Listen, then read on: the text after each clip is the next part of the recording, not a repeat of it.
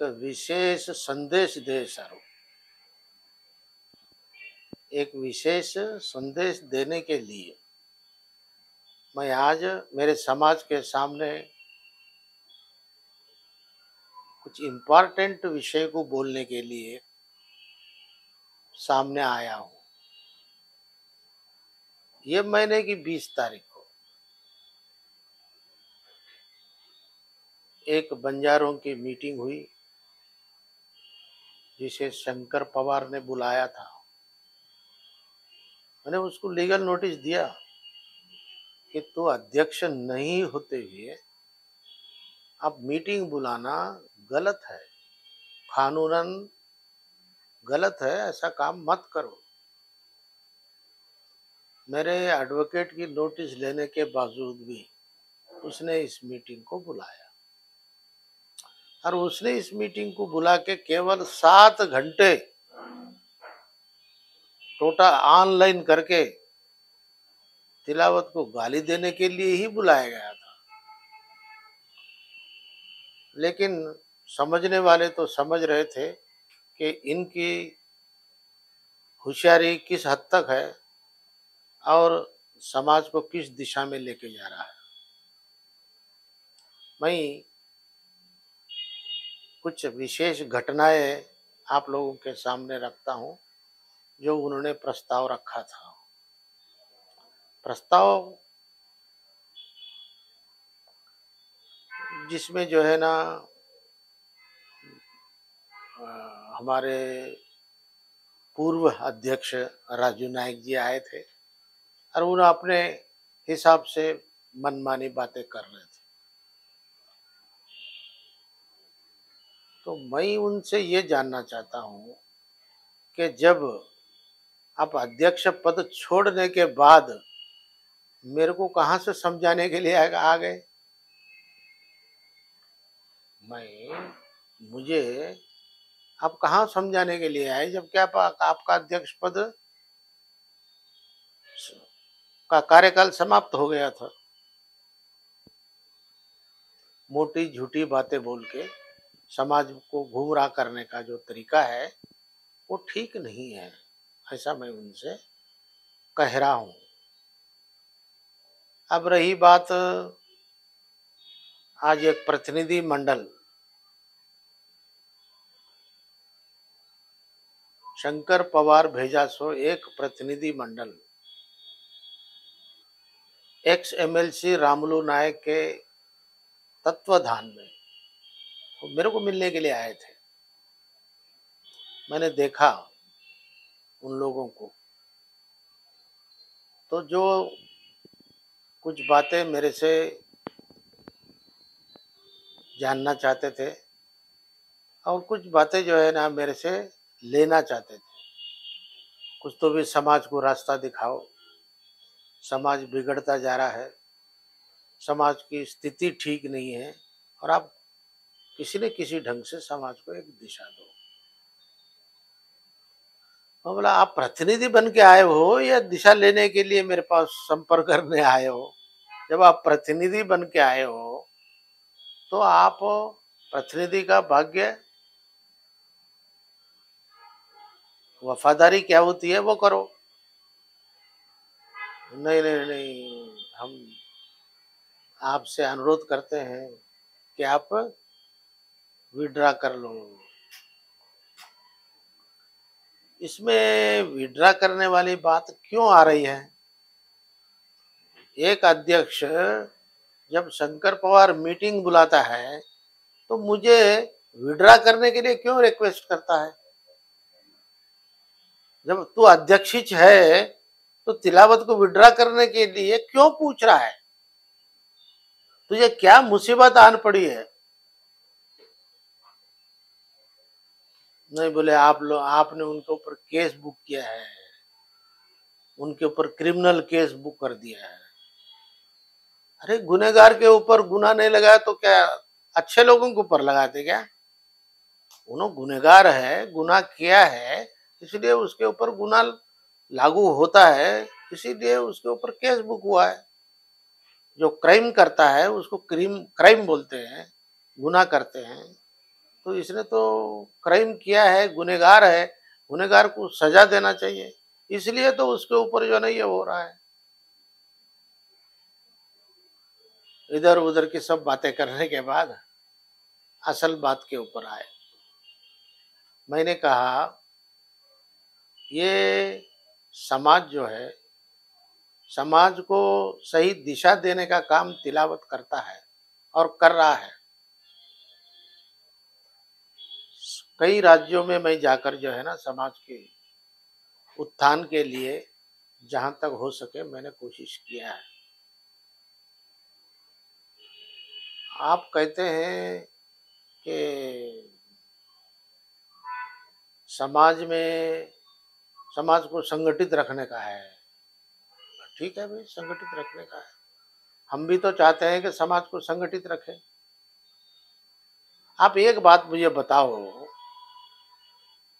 2016 में 3 अप्रैल को डॉक्टर शंकर नायक की सदारत में दिल्ली में मीटिंग हुई, जिसमें मैं वो टाइम पे मैं वर्किंग प्रेसिडेंट था। राजू नायक साहब जो है ना एडहॉक प्रेसिडेंट बन के आए थे। दोनों के बीच में इलेक्शन करवाने वाली बात चली। इलेक्शन करवाना जरूरी था, इलेक्शन करवाना था। नॉमिनेशन मैंने भरा, राजू नायक ने नॉमिनेशन भरा। राजू नायक नॉमिनेशन भरा, तिलावत भरा, अब तीसरा आदमी कोई नहीं था। तो उसके ऊपर जो है ना इलेक्शन करवाना था। तो वो समय में उस दिन नेशनल एग्जीक्यूटिव कमेटी के मेंबरों ने अरे बोले इलेक्शन नहीं करवाएंगे, यूनानिमस करेंगे। यूनानिमस करने के लिए 2 साल राजू नाइक को दिए, 3 साल तिलावत को दिए। हमने हमारा नॉमिनेशन में कभी 2 साल 3 साल का हमने प्रस्ताव रखा ही नहीं है। ये प्रस्ताव तो एनईसी मेंबरों ने रखा है। एनईसी मेंबर जवाबदार है उसके। मैं जवाबदार कैसे बन सकता? और जब 2 साल पूरे होने के बाद राजू नायक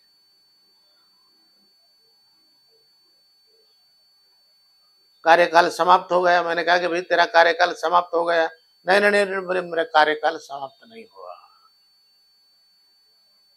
अब रही बात, मैं 28 तारीख को मीटिंग रखी गई बॉम्बे में, और वो कहते हैं कि तिलावत साहब बॉम्बे में है, हम हमारी मीटिंग को नहीं आए। मैं पूछता हूं, जब तेरा कार्यकाल अप्रैल महीने में ही खत्म हो गया, 2 साल पूरे हो गए, फिर आप 28 तारीख को मीटिंग कैसे बुलाते? बताओ मेरे को। आप 28 तारीख को 28 मई को मीटिंग कैसे बुलाते? क्या अधिकार है तेरे को? तेरे को मीटिंग बुलाने का अधिकार नहीं है। अनाधिकारिक मीटिंग, जो आपस में डिस्कस करने के लिए जो मीटिंग बुला के ऑल इंडिया बंजारा सेवा संघ की मीटिंग बोल के नामकरण आप किए हैं, लेकिन ऑल इंडिया बंजारा सेवा संघ की मीटिंग बुलाने का अधिकार केवल अमर सिंह तिलावत को ही था। ऐसे में आप एक बार जो है ना, आप मुझे बुलाया गया, फोन पे फोन किया गया, मैं गया। जाने के बाद वहां भी प्रस्ताव लिया, साहब बोले आप विड्रा कर लो। अरे मैं पूछा कि भाई क्या बात है विड्रा करने का? नहीं नहीं, आपने केस डाला है। मैं कहा कि चैरिटी कमीशन में 2 साल पूरा होने के बाद तिलावत का कार्यकाल प्रारंभ होता है, तो वो अ, मैंने चैरिटी कमीशन में रिपोर्ट किया है, और मेरी चैरिटी कमीशन में रिपोर्ट करने वाला रिपोर्टिंग ट्रस्टी बीके नायक साहब है। मैंने तेरे ऊपर कहाँ केस करने गया? तब इसके ऊपर कहे नहीं नहीं नहीं, तुम केस विड्रा करना। तो मैंने कहा कि भाई कई के लिए विड्रा करना? मुंह पे जवाब दे के निकल के आ गए। तो उस बात को बोलते हैं कि तिलावत यहाँ से भाग गया। जब हम इतनी दूर से वहां आपके पास आए हैं, तो भागने के लिए है। अगर हमको डर होता तो शायद हम कभी वहां तक आते ही नहीं थे, डर के मारे तेलंगाना में ही रह जाते थे। हम निडर है, इसलिए हम वहां तक आए सो है। लेकिन आपके झूठे इल्जाम लगाना ये ठीक नहीं है। अब 2016 के बाद और ये कार्रवाई जो है ना, चैरिटी कमीशन में 2 साल पूरा होने के बाद उनका कार्यकाल समाप्त होता ना, फिर कार्यकाल समाप्त होने के बाद वो कार्यकाल समाप्त पीरियड खत्म होने के बाद भी जो है ना केस लड़ते हैं। राजू नायक केस लड़ते हैं क्यों? जब तेरा तो कार्यकाल समाप्त हो गया, आप तो कह रहे थे कि कार्यकाल मेरा समाप्त हो गया इसलिए मैंने छोड़ दिया। कार्यकाल नहीं, 2 बार तेरे चेंज रिपोर्ट रिजेक्ट हो चुकी है और इसलिए आपने छोड़ा है, और आप बोलते हैं कि मैंने छोड़ दिया। ये ऐसी फालतू बात नहीं करना चाहिए। और आप अध्यक्ष रहे हो, अध्यक्ष के हिसाब से आप बोला करो। कारण तिलावत एक वकील ही नहीं, एक आदरणीय आदमी है और दुनिया जानने वाला आदमी है। नेता लोगों से मर्यादा से बात करने का सीखो। खुद माता पिता को भी थोड़ी मर्यादा देने की बात करो। और आप हमारे को जो है ना पाठ पढ़ाने का काम जो करने की कोशिश कर रहे हो वो ठीक नहीं है। अब रही बात, भाई जब मेरा कार्यकाल समाप्त नहीं हुआ, मेरा कार्यकाल समाप्त नहीं हुआ, राजू नायक का कार्यकाल समाप्त होके वो लड़ रहा है, कार्यकाल के लिए वो लड़ रहा है। मतलब हमारे में लीडरशिप या चेयरमैनशिप का फैसला ही नहीं हुआ और सीट खाली नहीं हुई है। शंकर पवार बीच में कहीं को आ गए। क्या जरूरत थी शंकर पवार को? शंकर पवार को पैसे का ज्यादा, उनके पास ज्यादा पैसे अगर है तो दूसरी कोई संस्था खोल के लड़ ले। लेकिन ऑल इंडिया बंजारा सेवा संघ के ऊपर राज करने का जो है ना बैकडोर एंट्री गलत है, ऐसा मैंने उनको बताया।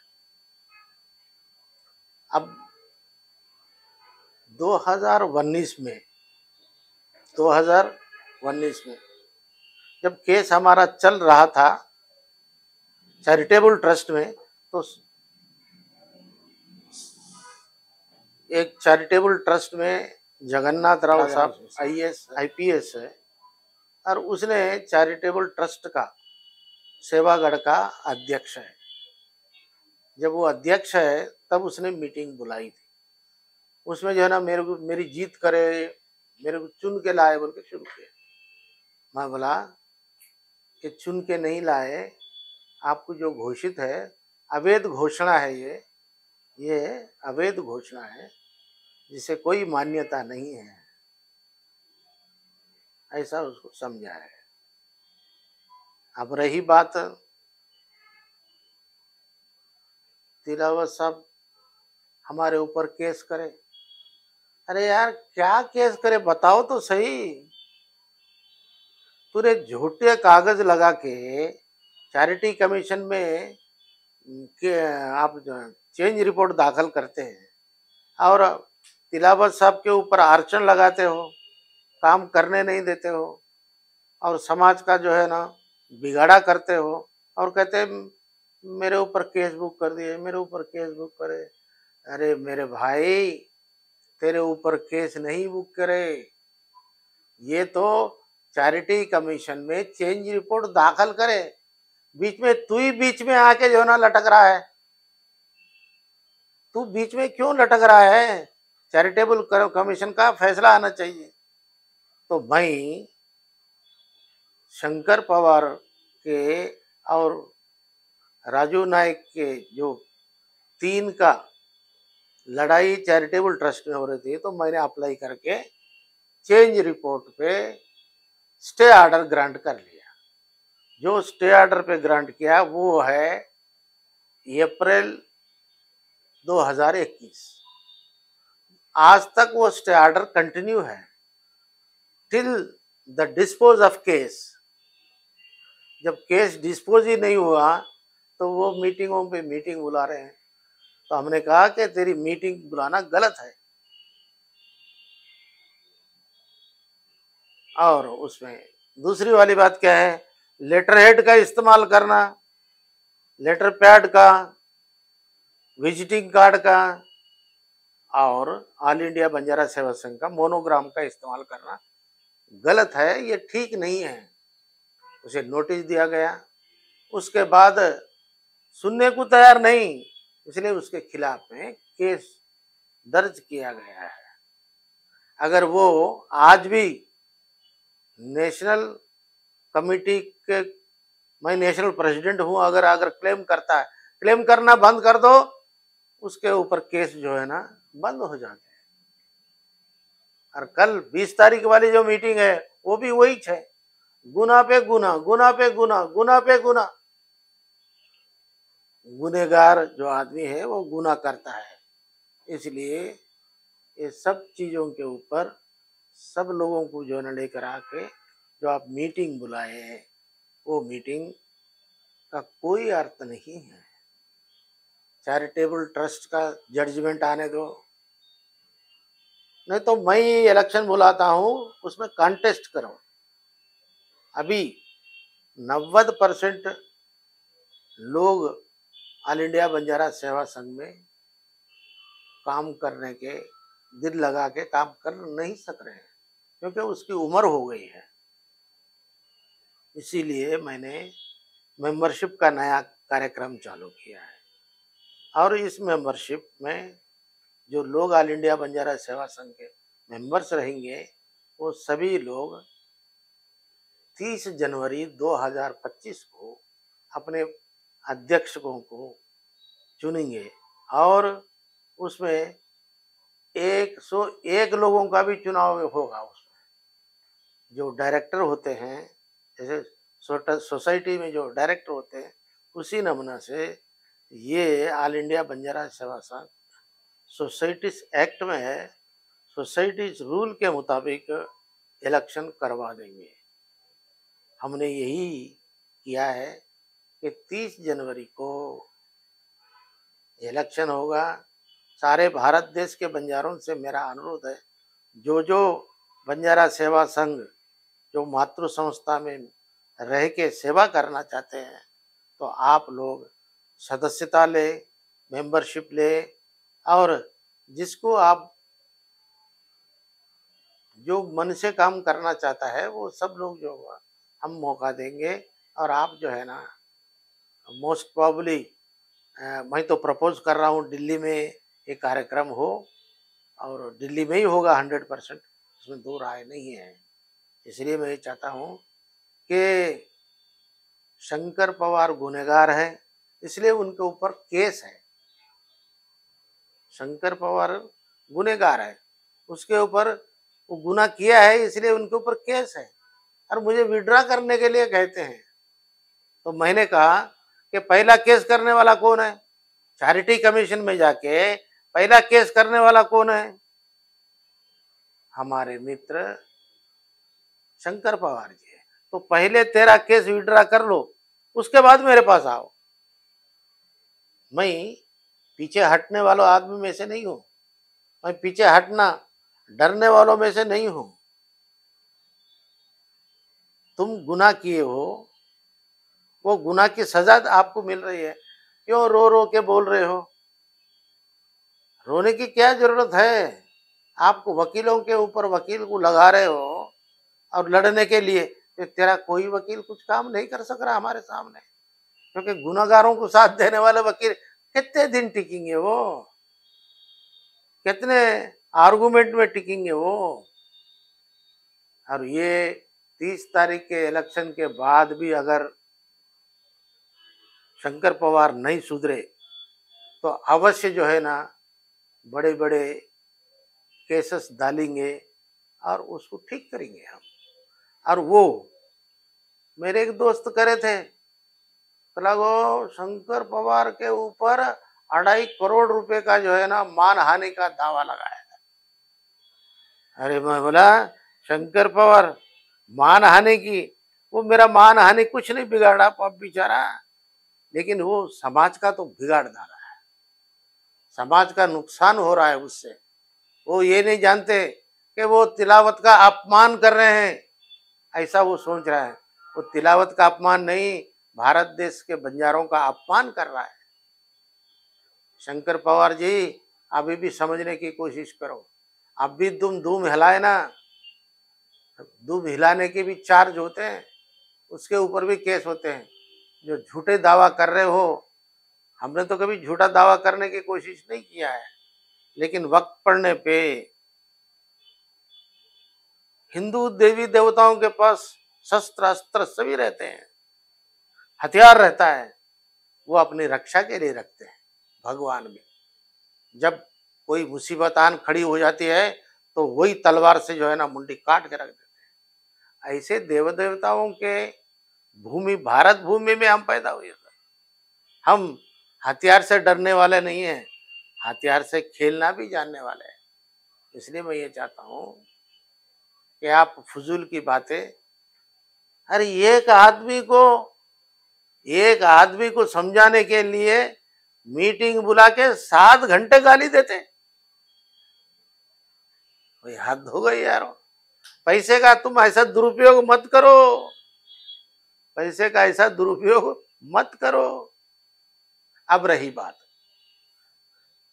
राजू नाइक साहब ने बोला कि 2011 में हमने एप्लीकेशन किया था, 2016 में एप्लीकेशन किया था, जब अध्यक्ष ही नहीं थे 2011 में आप दरखास्त दिए होंगे, हमारे रंजीत नाइक के साथ गए होंगे, सबके साथ, समाज का काम है, आप दरखास्त दी तो आपको फडणवीस सरकार ने जमीन दे दिया। जमीन तिलावत को नहीं दिया, राजू नाइक को नहीं दिया और शंकर पवार को भी नहीं दिया, ऑल इंडिया बंजारा सेवा संघ के ऊपर दिया। ऑल इंडिया बंजारा से एक संस्था है, संस्था के नाम पर दिया है। तो मैं अब शंकर पवार से पूछता हूँ, संस्था का तू झूठा अध्यक्ष बन के झूठे कागजात बना रहा ना, तो ये ऑल इंडिया बंजारा सेवा संघ की जो जमीन 750 करोड़ की जो जमीन आप बता रहे हैं, वो जमीन को कैसे ट्रांसफर कर दिए, कौन लिखकर ट्रांसफर किया? संजय भाऊ राठौड़ को लिख के ट्रांसफर किया। आज भी अंदरूनी प्रस्ताव क्या है आप लोगों का? हमें चाहते हैं कि ये संगठन की लड़ाई नहीं होती है, ये तेरी नासमझदारी की लड़ाई है। ऑल इंडिया बंजारा सेवा संघ समझदारी की लड़ाई लड़ता है, और जो नासमझदारी से आप काम कर रहे हो, नासमझदार होके तुम लेटर हेड पे लिखकर जो है ना उस ऑल इंडिया बंजारा सेवा संघ की जमीन आपने रामाराव महाराज ट्रस्ट को बदल दिया है। ये आपकी नासमझदारी है। और आप कहते हैं कि मैं आज भी जो है ना रिजाइन करने को तैयार हूँ। अरे पहले रिजाइन क्या होता है पहले जान लो, समाज का काम को कैसे करना है वो समझ लो, उसके बाद हमको बोलो। अगर तेरे से नहीं होता, ऑल इंडिया बंजारा सेवा संघ की जमीन वापस लाना नहीं होता, तो रिजाइन करके आ जा। कैसा लड़ना है सरकार को, सरकार से जमीन को कैसे वापस लाना है वो हम ला के दिखाएंगे, मेरा समाज ला के दिखाएंगा। इसके लिए पूरा समाज विह्वल हो रहा है। मेरा समाज जो है ना दुखी है। आज बंजारा सेवा संघ ये पीरियड जो है ना दुखी का पीरियड है, असंतोष का पीरियड है। समाज में एक ही लाना अगर है तो आ जाओ।